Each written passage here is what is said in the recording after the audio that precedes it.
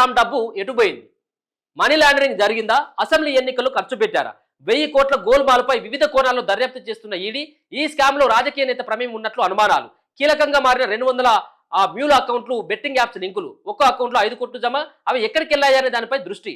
ఇప్పటికే 10 బినామీ అకౌంట్లు గుర్తింపు, వాళ్ళ విచారణ ఏర్పాట్లు, తలసారి ఓఎస్టీ కళ్యాణ్ సహా కాంట్రాక్టర్ల అకౌంట్లలో భారీగా 1000 కోట్లు వీళ్ళ తాతలు సొమ్మైనట్టు 1000 కోట్ల రూపాయలు. ఈ గోరెలు అటిచ్చి, ఆ గోరెలు ఇటిచ్చి మొత్తం ఆగవాగం చందనం చేసిండు. అక్కడ ఉన్నటువంటి గొల్ల కుర్మలు ఎవరైతే ఉన్నారో వాళ్ళు మళ్ళీ గొర్రెలు వస్తాయి కావచ్చు, రెండో విడతలు అని చెప్పేసి పైసలు కడితే అవి అడ్డైపోయినాయి. ఇంకా 1000 కోట్ల రూపాయలకు సంబంధించినటువంటి దాంట్లో మంత్రి తలసాని శ్రీనివాస్ యాదవ్ యొక్క అస్త్రం ఉంది. ఒక ఓఎస్టీకే అంత ధైర్యం చేసిందంటే ఎవరిని చూసుకొని చేసిండు? పక్కమెట్టి మంత్రి ఉన్నాడు కదా, అదే శాఖకు సంబంధించినటువంటి మంత్రి. సో రెచ్చిపోయింది కథం.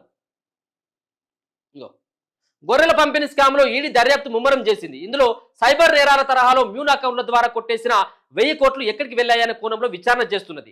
ఇందులో భాగంగా సోదాలో బయటపడ్డ 200 మ్యూల్ అకౌంట్లు, బెట్టింగ్ యాప్స్తో లింకులు ఉన్న ట్రాన్సాక్షన్లు సేకరిస్తున్నది. ప్రాథమిక ఆధారాల మేరకు ఒక్కో అకౌంట్లో 5 కోట్లు డిపాజిట్ అయినట్లు గుర్తించింది. ఇలా కొట్టేసిన డబ్బు మ్యూల్ అకౌంట్లు, బెట్టింగ్ యాప్స్ ద్వారా విదేశాలకు మనీ లాండరింగ్ జరిగిందా, లేక 2023 అసెంబ్లీ ఎన్నికల కోసం దారి మళ్లించారా అనే కోణంలో దర్యాప్తు చేస్తున్నది. Ship and goat development cooperative federation head office account నుంచి మ్యూల్ అకౌంట్లోకి వెళ్లిన నిధులు, అవి చివరిగా డిపాజిట్ అయిన అకౌంట్లను గుర్తించే పనిలో ఉంది. మ్యూల్ అకౌంట్లో డబ్బు ఎక్కువ మొత్తంలో డిపాజిట్ అయిన వాటిని గుర్తించి ఫ్రీజ్ చేసేందుకు ఏర్పాట్లు చేస్తున్నది. ఈ మేరకు కోర్టు అనుమతితో సంబంధించి బ్యాంకులకు ఈడీ లెటర్లు కూడా రాయనున్నది. ఆర్థిక లావాదేవీలపైన కూడా దృష్టి పెట్టింది. మాజీ మంత్రి తలసాని శ్రీనివాస్ యాదవ్ వద్ద ఓఎస్టీగా పనిచేసిన కళ్యాణ్ కుమార్ ఈ స్కామ్ లో కీలక సూత్రధారి అని ఈడీ గుర్తించింది. సోదాల టైంలో కళ్యాణ్ కుమార్ సహా కాంట్రాక్టర్లు మోయినుద్దీన్, ఇక్రముద్దీన్ కుటుంబ సభ్యుల అకౌంట్లలో భారీగా డిపాజిట్లు గుర్తించింది. వీరి ఆర్థిక లావాదేవీలపై ప్రత్యేక దృష్టి పెట్టింది. ఇప్పటికే కళ్యాణ్ కుమార్ ఇంట్లో స్వాధీనం చేసుకున్న బ్యాంక్ పాస్బుక్స్, డెబిట్ కార్డులు, ఆన్లైన్ ట్రాన్సాక్షన్ ఆధారంగా దర్యాప్తు చేస్తున్నది. ఇక ship and goat development cooperative federation మాజీ సీఈఓ రామచంద్ర నాయక్ సహా కాంట్రాక్టర్లు మోయినుద్దీన్, ఇక్రముద్దీన్ వాళ్ళ కుటుంబ సభ్యుల బ్యాంక్ అకౌంట్లు ఇప్పటికే సీజ్ చేసింది. స్వాధీనం చేసుకున్న బ్యాంక్ అకౌంట్లలో అనుమానాస్పద లావాదేవీల ఆధారంగా సంబంధిత ఖాతాదారులను నోటీసులు ఇచ్చి విచారించేందుకు ఈడీ కూడా ఏర్పాటు చేస్తున్నట్టుగా తెలుస్తా ఉన్నది. కీలక వ్యక్తుల సహకారంతోనే ఈ స్కామ్ అయిందట. గత బీఆర్ఎస్ ప్రభుత్వ హయాంలో చేపట్టిన గొర్రెల పంపిణీ పథకంలో బిల్లులు చెల్లింపుల విధానంలో ఉన్న లొసుకులను ఓఎస్డీ కళ్యాణ్ కుమార్ తన అక్రమాలకు అనుకూలంగా మార్చుకున్నట్లు ఈడీ గుర్తించింది. ఈ పథకానికి గత ప్రభుత్వం కేటాయించిన బడ్జెట్, మంజూరు చేసిన నిధులకు సంబంధించి ఆర్థిక శాఖ నుంచి ఇప్పటికే డాక్యుమెంట్లు స్వాధీనం చేసుకుంది. ప్రైవేట్ ఏజెంట్లు, ప్రభుత్వ ఉద్యోగాలు, రాజకీయ నాయకులు, అనుచరులు కుమ్మక్కై స్కీమ్ డబ్బులు గోల్మాలు చేసినట్లు ఆధారాలు సేకరించింది. 2017 నుంచి గొర్రెల పంపిణీ పథకంలో కొల్లగొట్టిన 1000 కోట్లు ఎవరి జబ్బుల్లోకి వెళ్ళింది, నీకింత నాకింత కిక్ బ్యాక్ అన్నట్లుగా వాటాలు వేసుకున్న వారిలో ఏ స్థాయి వారు ఉన్నారు అనే దానిపై ఈడీ దృష్టి సారించింది. ఏసీబీ కేసులో అరెస్ట్ అయిన వాళ్లతో పాటు గతంలో పశుసంవర్ధక శాఖలో కీలక అత్యున్నత స్థాయిలో పనిచేసిన అధికారులకు ఏమైనా సంబంధం ఉందన్న కోణంలోనూ దర్యాప్తు చేస్తున్నది. నాటి మంత్రి పేషిలో అధికారులతో పాటు కీలక వ్యక్తుల పూర్తి సహకారంతోనే ఇంత భారీ స్థాయిలో అవినీతి జరిగి ఉండొచ్చనే మొదటి నుంచి అనుమానిస్తున్న ఈడీ ఈ దిశగా ఇప్పుడు ఎవరు కాంట్రాక్టర్లు ఒకరిద్దరు పేర్లు చెప్పారు. ఎవరు? మోయినుద్దీన్తో పాటు ఇక్రముద్దీన్.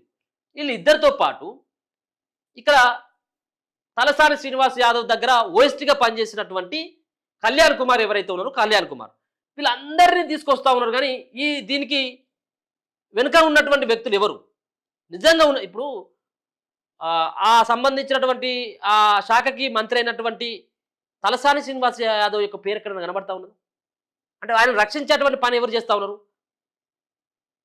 గొర్రెల స్కామ్లో ఉన్నటువంటి చాలా మంది ఉన్నారు. చాలా అసలైనటువంటి గొర్రెల స్కామ్లో ఉన్నటువంటి దోషులను వదిలేసి ఒకరిద్దరు సంబంధించిన వాళ్ళు రూపాయిలో పైసా 2 పైసలు తిన్నటువంటి వ్యక్తుల పేర్లు వీళ్ళన్నీ.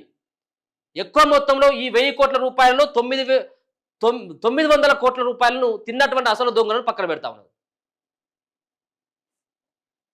ఇక స్కామ్లో లీడర్లు మాజీ మంత్రి తలసాని ఓఎస్టీ కళ్యాణ్ కుమార్ కీలక సూత్రధారిగా ఉన్న ఈ స్కామ్లో రాజకీయ నాయకుల ప్రమేయం ఉన్నట్లు ఈడీ అనుమానిస్తున్నది. పశుసంవర్ధక శాఖ మాజీ అసిస్టెంట్ డైరెక్టర్లు ధర్మపురి రవి, ముంతా ఆదిత్య కేశవసాయి, కాంట్రాక్టర్ మొయినుద్దీన్తో కలిసి ఏపీలోని పల్నాడు, ప్రకాశం, గుంటూరు జిల్లాలోని పలుమార్లు గొర్రె పిల్లలను కొనుగోలు చేశారు. ఈ క్రమంలోనే కళ్యాణ్ కుమార్తో కలిసి స్కామ్ కు తెరదీశారు. మ్యూల్ అకౌంట్లో గొర్రెల స్కీమ్ నిధులు డిపాజిట్ చేయించారు. రంగారెడ్డి జిల్లా గ్రౌండ్ వాటర్ ఆఫీసర్ పనులు రఘుపతి రెడ్డి, నల్గొండ వయోజన విద్యా డిప్యూటీ డైరెక్టర్ సంగు గణేష్ అనేక మ్యూల్ అకౌంట్లను ఈ స్కామ్ను వినియోగించినట్లు వీళ్ళందరినీ ఏసీపీ ఇప్పటికే అరెస్ట్ చేసింది. ఇక బాధిత రైతుల విచారణకు ఏర్పాట్లు.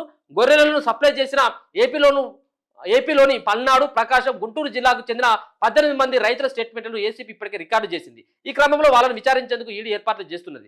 రైతులకు 133 యూనిట్ల గొర్రెలకు గాను చెల్లించాల్సినటువంటి 2.10 కోట్లను వాళ్ళ అకౌంట్లో డిపాజిట్ చేయకుండా 10 బినామీ అకౌంట్లు అధికారులు డిపాజిట్ చేసినట్లు సమాచారం. ఇందులో నాబాజ్, ఇమజం అల్లా, కండ్రకోట కోటేశ్వరరావు, కొత్తకోట శ్రీనివాసులు, లింగ కోటేశ్వరరావు, లింగ రవితేజ, శెట్టి మహమ్మద్ అలీ, ఎల్ల పవన్ కళ్యాణ్, పోలయ్యకు చెందిన అకౌంట్లకు నిధులు మళ్లించినట్లు గుర్తించింది.